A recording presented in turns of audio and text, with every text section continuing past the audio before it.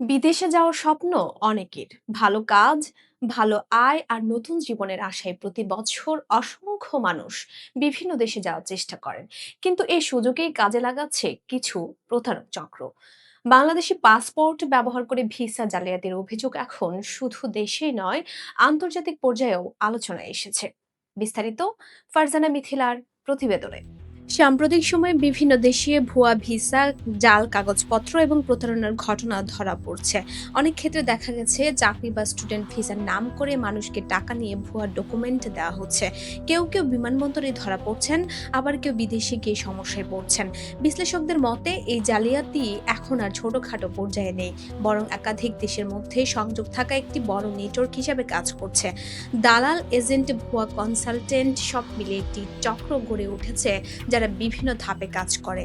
অভিবাসন সংক্রান্ত অপরাধ নিয়ে কাজ করে ইন্টারন্যাশনাল অর্গানাইজেশন ফর মাইগ্রেশন। তাদের মতে অভিবাসন প্রক্রিয়ায় প্রতারণা একটি বৈশ্বিক সমস্যা, যেখানে অনেক মানুষ অজান্তে জাল নথি ব্যবহার করে ঝুঁকিতে পড়ে। এই চক্রগুলো সাধারণত কয়েকভাবে কাজ করে। প্রথমত, ভুয়া অফার লেটার বা চাকরির কাগজ তৈরি করা হয়।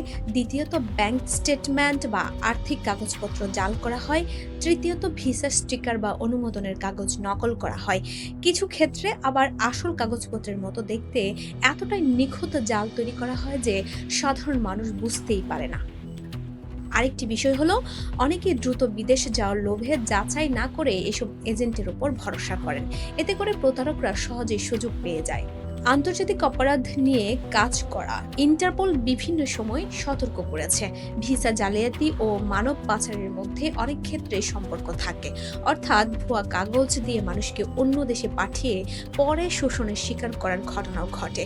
বাংলাদেশি পাসপোর্ট ব্যবহার করে এই ধরনের জালিয়াতির ঘটনা ধরা পড়লে শুধু ব্যক্তি নয়, দেশের ভাবমূর্তিও ক্ষতিগ্রস্ত হবে। এতে ভবিষ্যতে বৈধভাবে ভিসা পাওয়া কঠিন হয়ে যেতে পারে।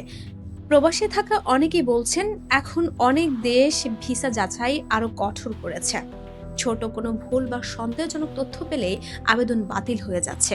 এতে সত্যিকারের আবেদনকারীরাও ভোগান্তিতে পড়ছেন।